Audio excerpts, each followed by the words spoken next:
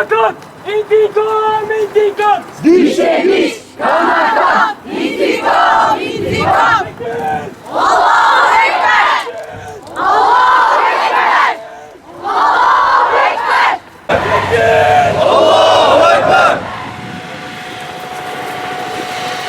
La ilahe illallah. La ilahe illallah! İsrail lanetullah. İsrail lanetullah! Tekbir. Allahu Ekber! Tekbir. Allahu Ekber! Allahu Ekber. Muhammed Ekber!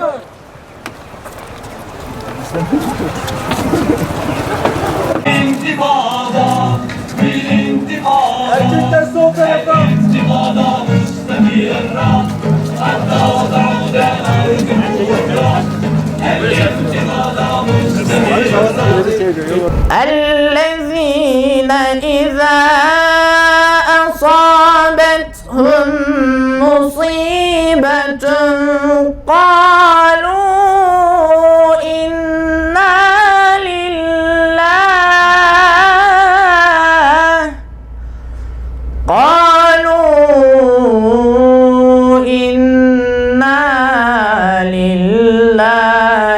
وإنا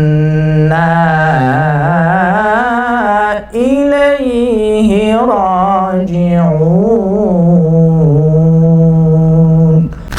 الصلاة والسلام على رسول الله وعلى آله وأصحابه أجمعين. İnkar edenlere de ki yakında mağlup olacaksınız ve cehenneme sürüleceksiniz. Orası ne kötü bir kalma yeridir.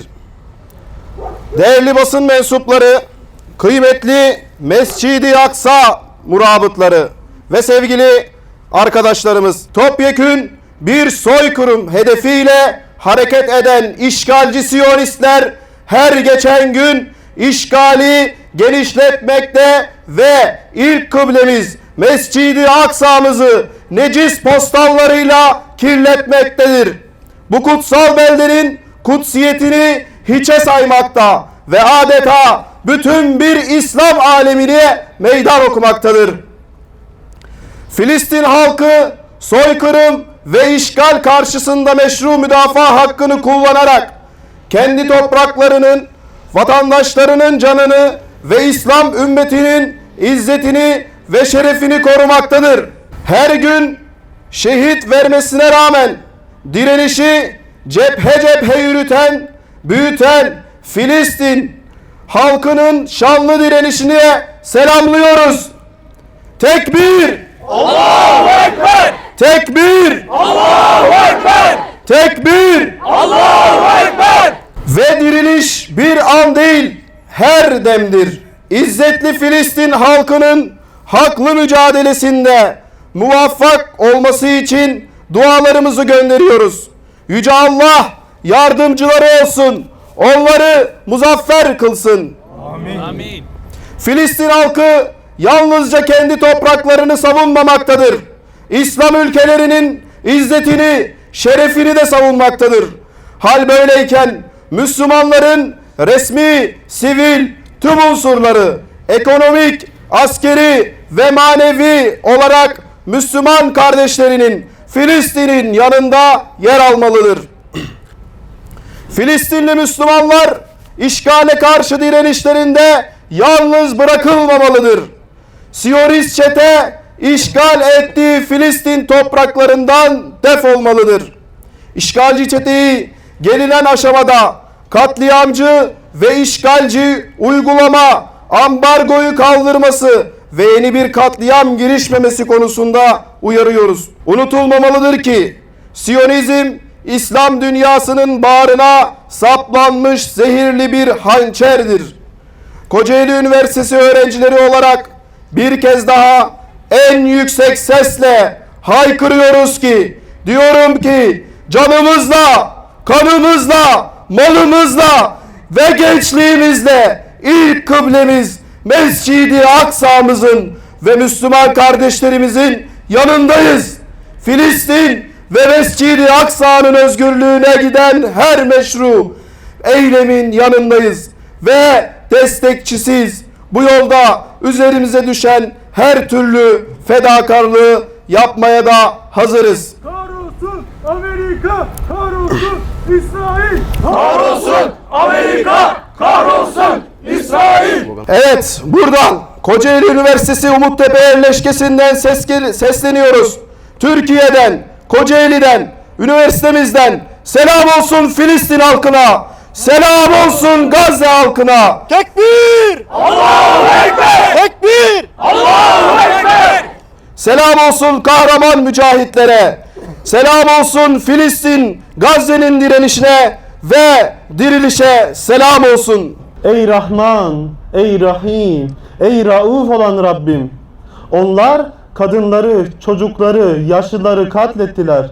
Bunlara karşı ümmet suskun, gücü olanlar suskun. Allah'ım mazlumların senden başka kimsesi yok. Ya Hafiz, Filistin'deki kardeşlerimizi muhafaza et. Amin. Kardeşlerimizin gönüllerine ferahlık ver. Amin. Ey kerem sahibi, onların şehitlerine Firdevs'i ikram et. Amin. Allah'ım onların acılarına bizim haykırışlarımızı derman eyle. Amin. Ey Kahhar, ey Cebbar, ey aziz olan Rabbimiz, yeryüzünde senin azametine kafa tutan tüm müstekbirleri yerle bir et. Amin. Allah'ım onların ayaklarının bastıkları yerleri sars. Amin. Yeryüzünde zulmün son bulduğu günleri bize göster. Amin. Tekbir! Allahu Ekber! Tekbir! Allahu Ekber! Bugün birçok sivil toplum kuruluşundan, birçok üniversitede kulüp ve öğrenci topluluklarıyla birlikte Filistin, ümmetin ortak değeri, ümmetin ortak acısı olan Filistin için üniversitede toplanmış bulunduk. Öncelikle üniversitenin içinde bir yürüyüşümüz oldu, ardından basın açıklamamız oldu. Filistin'deki bu zulmü, bu eziyeti, bu acıyı bütün dünyaya, önce kampüsümüzde dünyaya haykırmış olduk. Bunu bir insanlık vazifesi olarak biliyoruz. Çünkü Filistin ümmetin ve insanlığın ortak değeridir. Bugün Filistin sadece Arapların, sadece Müslümanların, sadece Gazze'lilerin bir problemi, bir acısı, bir ızdırabı değil de bütün ümmeti Muhammed'in bir acısıdır. Dolayısıyla geçtiğimiz günlerde birçok üniversitede de bunu görmüş olduk. Amerika'da Harvard Üniversitesi'ndeki öğrenciler toplanıp açıklamasını yaptılar, eylemlerini yaptılar.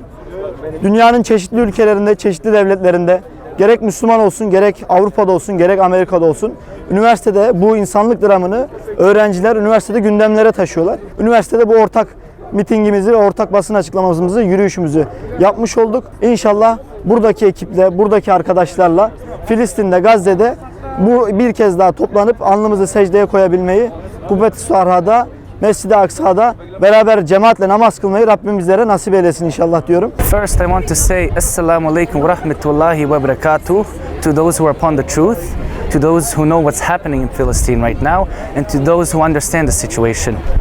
I want to also start out by praising the Prophet Muhammad sallallahu alaihi wasallam and thanking him what he has done for our ummah.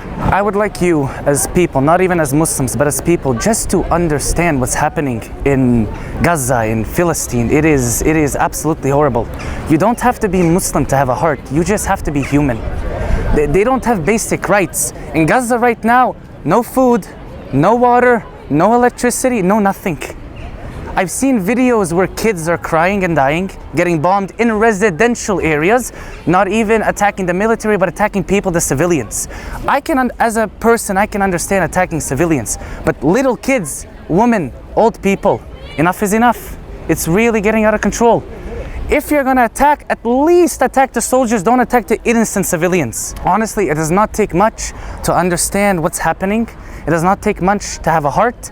And for those people who are not able to financially contribute, share it on your social media, Instagram, Facebook, TikTok, anything. Get the word out that people need help. Thank you very much and have a nice day. Allahumma barik fi.